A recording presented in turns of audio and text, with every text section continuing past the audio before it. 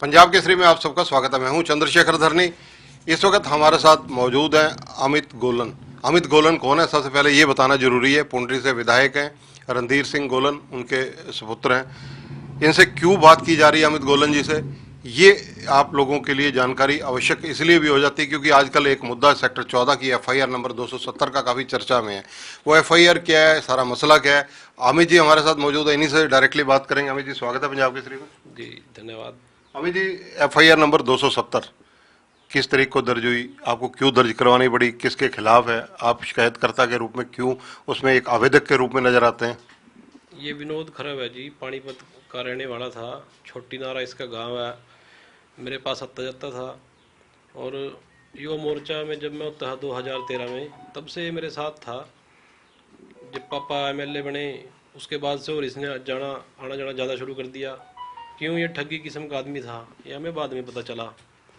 अब पहले तो किसी का पता नहीं होता, जो कोई आता जाता है। हमारे पास राजनीतिक आदमी है, बहुत व्यक्ति आते हैं जाते हैं, सारी बातें हैं। तो ये आता जाता रहा। एक इस दौरान एसआई की भर्ती आ गई और इसने बोला भाई अगर कोई है तो मैं आपका काम करवा दूंगा, मेरी एचएसएससी में बड़ी अच्छी सेटिंग है, ये है वो है। इन बातों में उसने बला फुसला के मेरे को। तो मेरे मामा के लड़के ने फॉर्म भर रखा था। मैंने सोचा चलो देख लेते हैं अगर ये ऐसा इतना कह रहा है तो उस एवज में ये मेरे से 25 लाख रुपए ले गया, मैं इसको लगवा दूंगा। फिर रिजल्ट आया उसका, मतलब पेपर हो गया। पेपर में इसने बताया भी ऐसे ऐसे कर देना, इतने क्वेश्चन कर देना। मैंने कहा चलो ठीक है। फिर कहता पेपर हो गया, इसका काम हो चुका है और आपको जो बचे हुए पैसे वो भी दे दो। 49 लाख में इसने बात की थी। फिर ये वो भी लेके चला गया। फिर 8 महीने 10 महीने लगातार मैं इसको कहता रहा। मैंने कहा भाई यार, वो रिजल्ट भी आ गया, उसमें कुछ नहीं हुआ क्योंकि सरकार पारदर्शिता से कर रही है, इस करके उसमें कुछ हुआ नहीं। अब जब कुछ हुआ नहीं तो मैंने कहा भी यार तू मेरे से ठगी करके चला गया, मेरे पैसे दे दे। फिर वो यही कहता रहा, लारे लगाता रहा लगातार 6 8 महीने 10 महीने, बार बार बार बार बार बार आ गया, आज आ गया, कल आ गया, आज आ गया, कल आ गया। उसके बाद में उसके घर पे भी गया। जब सब मैंने देखा भाई ये तो नहीं कर रहा, फिर मैं उसके घर पे गया। घर पे जाने के बाद बातचीत की, बातचीत हुई। पहले चाय भी पिलाई।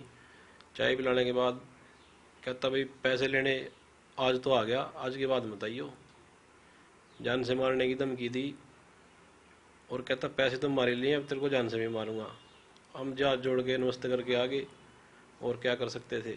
उसके बाद फिर मैंने अपना पुलिस का सहारा लिया और सरकार के भी ध्यान में मामला लेके आए। भाई ऐसे ऐसे ये ठग किस्म के आदमी सरकार की बदनामी करने के लिए घूमते हैं। फिर मैंने इसकी एफआईआर के लिए पुलिस को दी थी। पुलिस ने सारा जांच करके वो एफआईआर दर्ज की और वो दर्ज होने के बाद फिर इसने लगा दी सेशन कोर्ट में बेल, बाहर से बाहर भी मेरी बेल हो जाए। वो उसकी रिजेक्ट होगी। फिर इसने लगाई हाई कोर्ट में। हाई कोर्ट में भी लगभग 1 महीने तक वो चली, वहाँ से भी रिजेक्ट होगी। वहाँ से रिजेक्ट होने के बाद अब ये सारा फिर इसने कोई, अब मैं तो यही कहूँगा अभी मीडिया में भी यही लेके आया इस बात को कि इसके पास कोई चारा नहीं बचा। बाकी पुलिस अपनी कार्रवाई कर रही है जी। अमित जी, ऑडियो रिकॉर्डिंग भी इस मामले में चर्चा में आ रही है।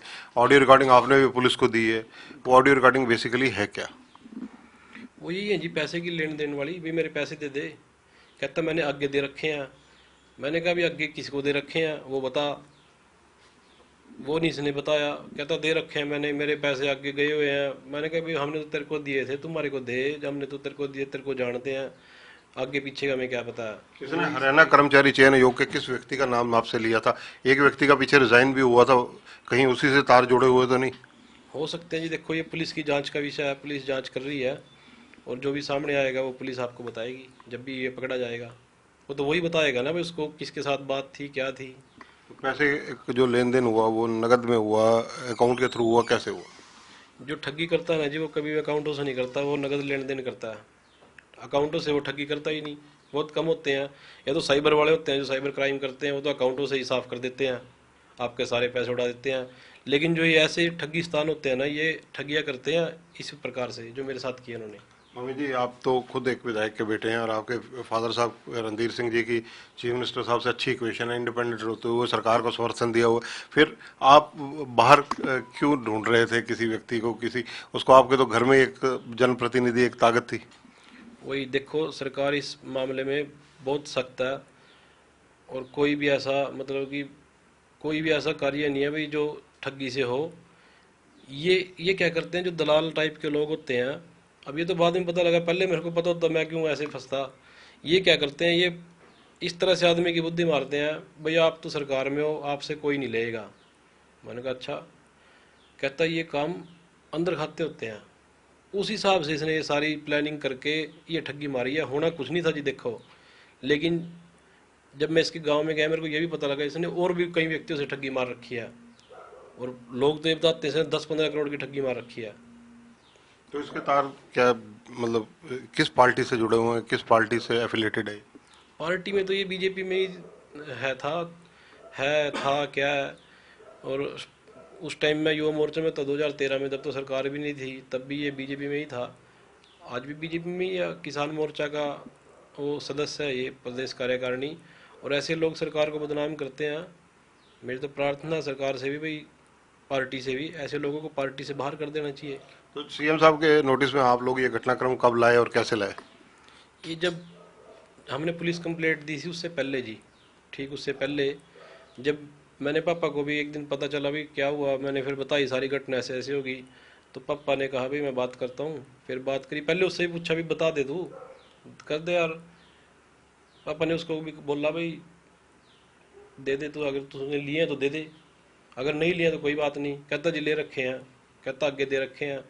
फिर पापा सीएम साहब की नॉलेज में ये मामला लेके आए और सीएम साहब का धन्यवाद करते हैं। बहुत ईमानदार आदमी है एक तो सबसे पहले तो, और तुरंत कार्रवाई के आदेश दिए और तुरंत कार्रवाई करवाई। जिस नौकरी के लिए आपने पैसे दिए वो किस पद की, क्या पोस्ट थी, किसके लिए आपने दिया? आपके मामा के बेटे का नाम क्या है? हाँ, मेरे मामा के बेटे का नाम महेंद्र प्रताप है और एसआई की भर्ती के दिए थे। तो इस घटनाक्रम को लेकर आगे आपका रुख क्या रहने वाला है? रुक तो ये जी, पुलिस में कंप्लेंट किया, पुलिस का ही सहारा है कानून का। कोर्ट में भी मामला चला गया। अपने कानून व्यवस्था में तो यही है, पुलिस और कोर्ट, उनसे न्याय की उम्मीद करते हैं भी उनसे न्याय मिलेगा। जनप्रतिनिधि होने के नाते, क्योंकि आपके फादर साहब जनप्रतिनिधि हैं, विधायक हैं, चेयरमैन है हरियाणा सरकार में, ये मैसेज नहीं जाता है कि एक विधायक के बेटे से जब ठगी हो सकती है तो किसको, किसी और से भी कोई भी व्यक्ति ऐसी ठगी कर सकता है, प्रभावशाली व्यक्ति, खासकर सत्ता से जुड़ा हुआ? बिल्कुल, ये लोग करते ही ऐसे हैं ना, ये ठगियाँ ही ऐसे करते हैं। मैं तो एक दिन न्यूज़पेपर में पढ़ रहा था, एक जज से ही ठगी कर दी। जज न्यायपालिका अपनी सबसे सर्वोपरि है, एक जज से ही ठगी करके चला गया कोई। तो ये तो समय होता है जी, कई बार हो जाता है, बुद्धि मार गया होगी। धन्यवाद। तो ये हैं अमित गोलन, जो कुछ इन्होंने कहा हम अपने दर्शकों तक इनकी बातचीत सीधी पहुंचा रहे हैं। लेकिन मामला काफ़ी संवेदनशील है, काफ़ी ज़्यादा एक तरह से कहा जाए विस्फोटक है, क्योंकि एक विधायक के बेटे से उसके मामा के बेटे को लगवाने के नाम पर जो ठगी का मामला हुआ और 49 लाख रुपए एक व्यक्ति ले जाता है, ये अपने आप में काफ़ी चिंताजनक पहलू है। कैमरामैन संजय सिंह के साथ चंद्रशेखर धरनी, पंजाब केसरी टीवी। हमसे जुड़े रहने के लिए हमारे YouTube चैनल को सब्सक्राइब करें और नई वीडियो की नोटिफिकेशन के लिए बेल आइकॉन को दबाएं। अगर आप ये वीडियो Facebook पर देख रहे हैं तो लाइक जरूर करें और ज्यादा से ज्यादा शेयर करें। धन्यवाद।